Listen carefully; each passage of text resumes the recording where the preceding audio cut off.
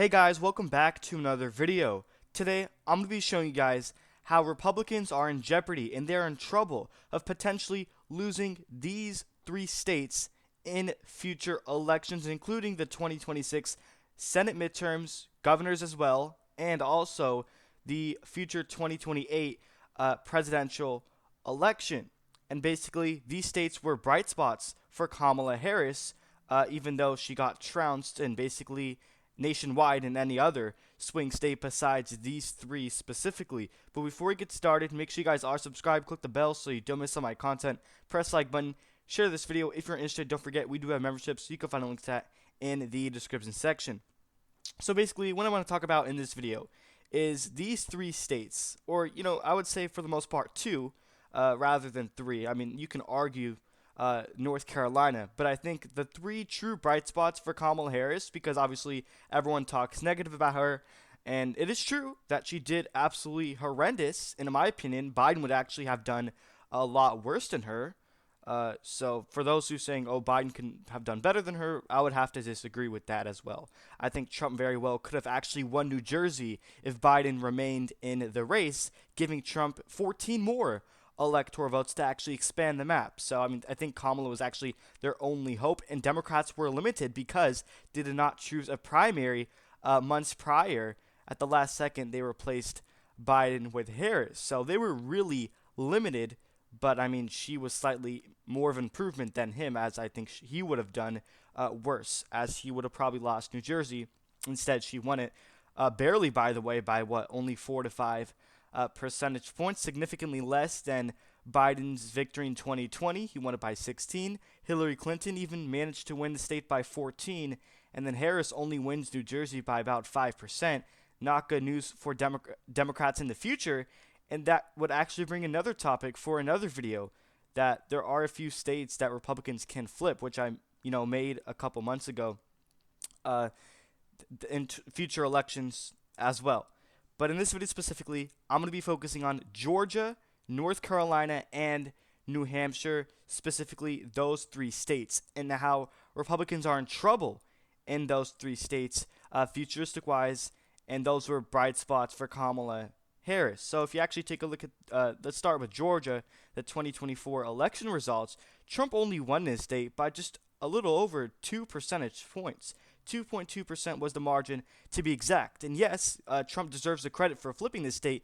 Meanwhile, even though he did flip it, it still was actually pretty close. And Atlanta was the reason for this. African American voters specifically really helped Joe Biden flip the state in the 2020 election. You can argue maybe more of an establishment candidate would do better in Georgia rather than Donald Trump. I mean, take a look at Trump's track record in the state. He doesn't really typically do that well in Georgia. He lost it in 2020, and yes, he did win it in 2016, but by about 5.5 percentage points. But I mean, we're moving on. I mean, we're not in 2016 anymore.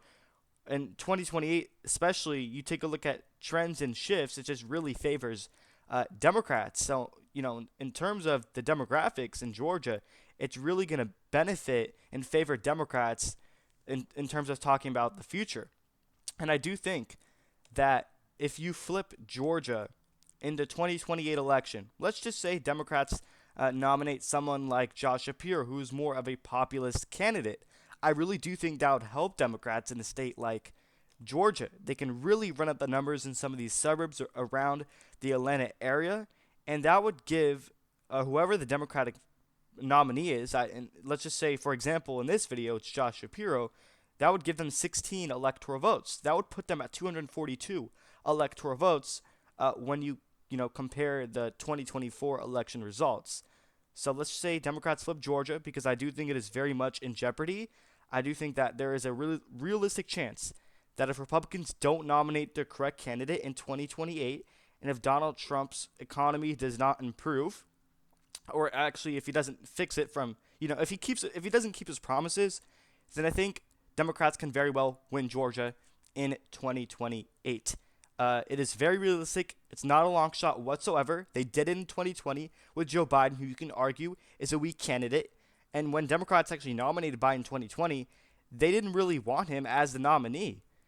even though he still managed to win Georgia. So imagine they get someone that they really want. I think they can very well win Georgia. And Trump only won it by 2.2% when you had Nevada. Guys, Nevada voted to the right of Georgia. North Carolina voted to the right of Georgia. And even a state like Michigan got basically almost in par in Georgia as well in terms of the overall percentage for Donald Trump's victory. So the fact that you have these states that actually voted to the left of Georgia in recent elections past actually vote to the right of it this time around goes to show you that Democrats can win it in 2028 and the 2026 Senate midterms, which I'll get to later. So they get Georgia. I think they can. Now we move on to North Carolina. I think Democrats can also win North Carolina in 2028, but I think it's going to be more hard. It's going to be more difficult than Georgia. Now, I didn't really want to include North Carolina because Trump did have a very good victory. It is true that he did manage to win this state by about 3 percentage points. So he did do better in North Carolina than he did in Georgia.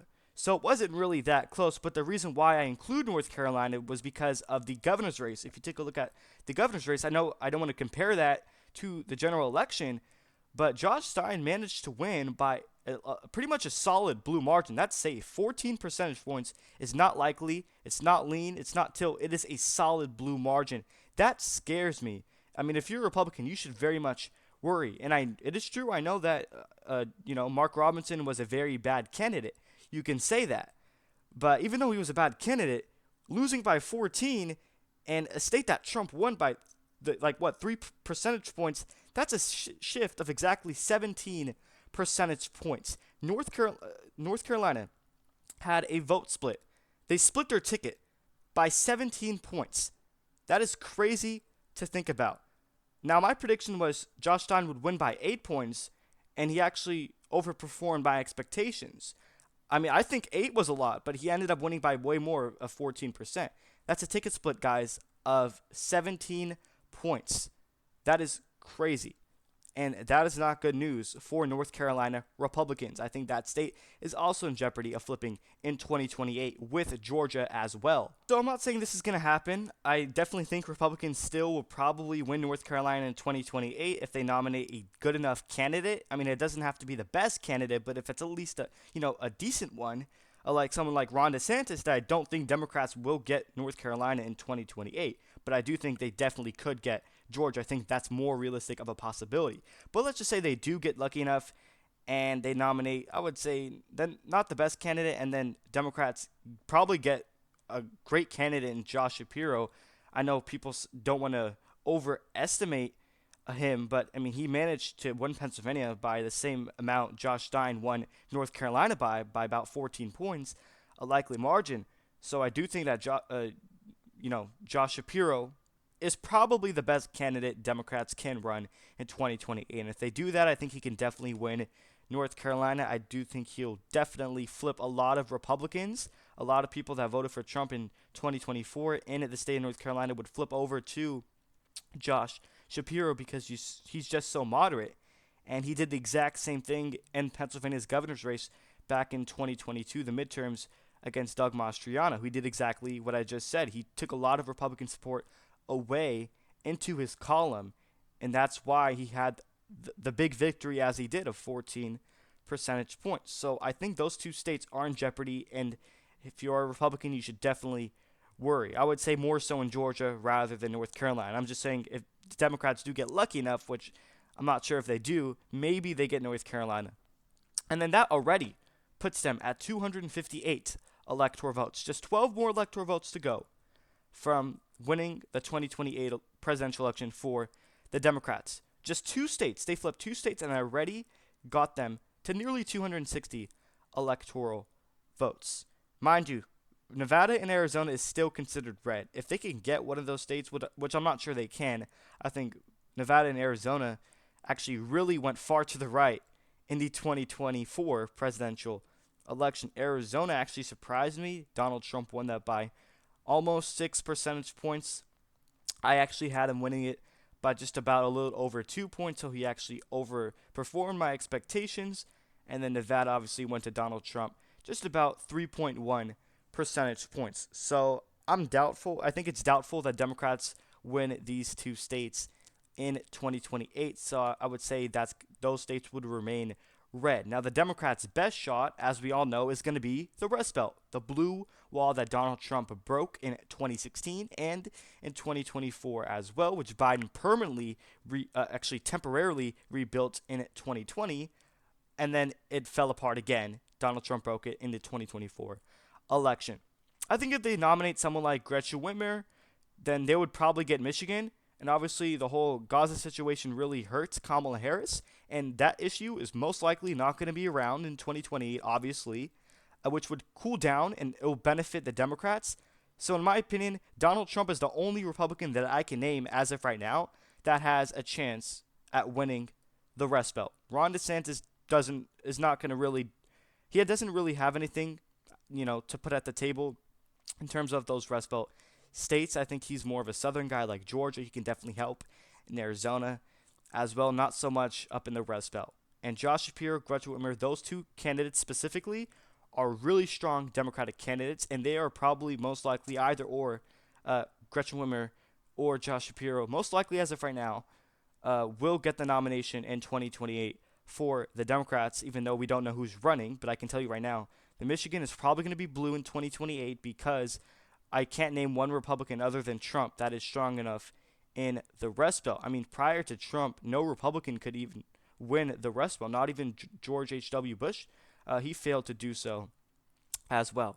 And Pennsylvania is probably going to go blue in 2028. That's my take, because a lot of the Amish came out to vote for Trump in 2024, which they never do. That was rare to see. That's probably not going to happen. He got really lucky. Also, the failed assassination attempt happened in Pennsylvania as well, in Butler County, which, drove a lot of that turnout in Erie, Pennsylvania, and Pittsburgh as well, and some of those areas in, western Pennsylvania. That all of those factors I just mentioned is not here to save the Republican candidate, whoever that is, in 2028, as it did to Donald Trump. So that alone gives Democrats 292 electoral votes. So maybe they get Wisconsin as well, because it was actually the bluest Rust Belt state of the three in this election, which that also surprised me, because I thought Wisconsin would be the reddest because it was in 2020, 2016, and the Obama era as well. But for some reason in this election, 2024, it oddly voted to the left of both Michigan and Pennsylvania. But actually, if you think about it, it kind of makes sense because of the Gaza issue, like I just mentioned earlier in Michigan. And then as for Pennsylvania, you had a lot of the Amish vote and the failed assassination attempt, which really pissed off a lot of voters. So maybe that's the reason why Wisconsin actually voted to the left, oddly, this time around, of both of those Rust Belt states. But I really do think this could potentially be the map. 302 to 236 electoral votes. Depends on the candidate for the 2028 presidential election. And if Trump keeps his promises, maybe Republicans can do better. I think if they nominate Glenn Youngkin, Ron DeSantis, or J.D. Vance, those three candidates would put Republicans in a favorable position. But meanwhile, on the Democratic side, if they nominate Josh Shapiro or Gretchen Whitmer, I think it is very hard for any Republican candidate to win in 2028. And pretty much historically speaking, the White House party goes back and forth. If, in the election prior is a Republican party in the White House, they would vote Democrat. For example, in this election, 2024, in 2020, Biden was president, and then it flipped to Donald Trump. Obama, Trump, obviously. You had Bill Clinton, George H.W. Bush. So, it keeps going back and forth between Republican and Democrat, which is why, obviously, in 2028, the prior administration would be Republican, would probably flip again to whoever the Democratic nominee is, would probably end up winning that election. So this is basically the Democrats' pathway of victory in the 2028 presidential election. And you can argue they probably don't get North Carolina. Well, guess what? They still end up winning just by 286 electoral votes. So I think this can very well be the map in 2028. Favorable for Democrats. Let me know if you agree.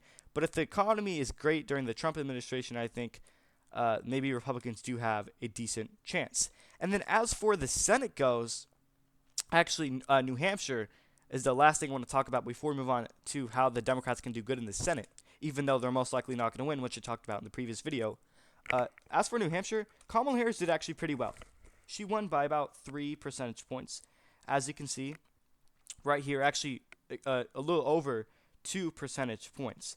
Now, my final prediction was she was going to end up winning this state by about 4 percentage points.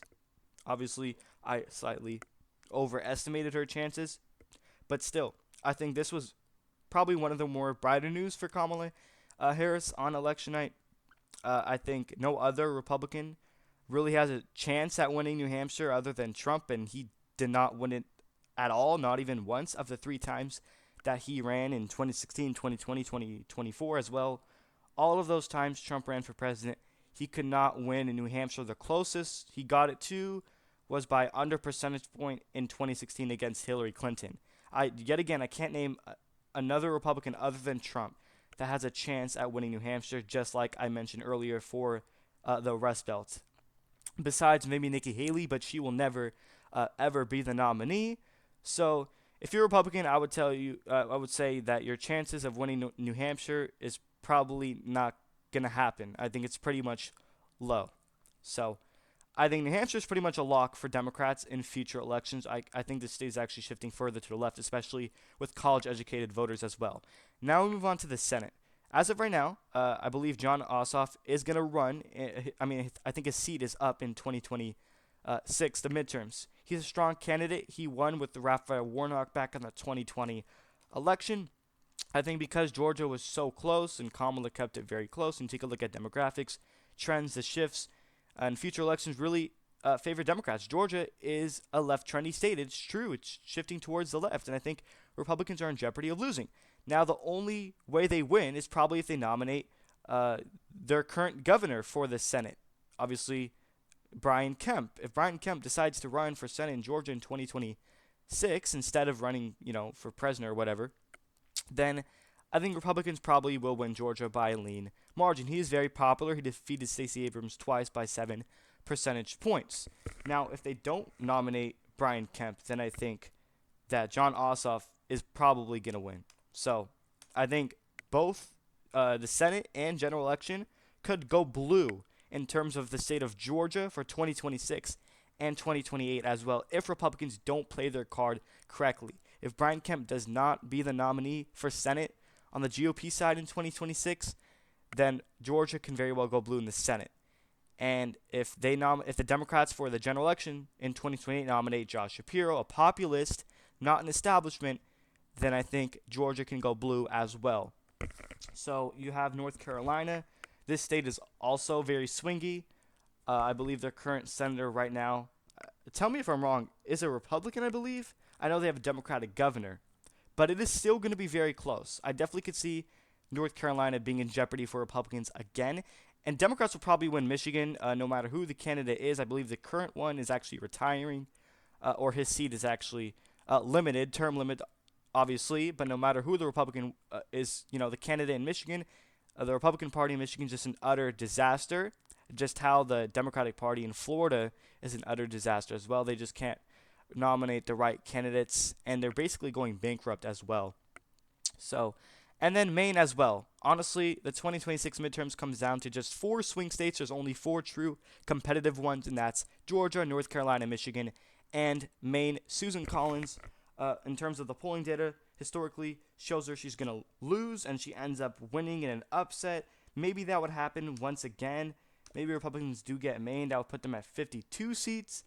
But I think maybe Democrats can possibly finally beat her once and for all. But still, they're not going to win. This map is just too favorable for Republicans. So the point of this video is Georgia, New Hampshire, and North Carolina are bright spots for Democrats in the 2026 election and 2028 as well. Republicans are in jeopardy of losing Georgia and North Carolina, and most likely they're going to lose New Hampshire once again in future elections as well. So that's pretty much it. One last final reminder is to subscribe, click the bell so you don't miss on my content, press the like button, share this video. Don't forget, we do have memberships. If you're interested, you can find a link to that in the description section. Thank you everyone for watching.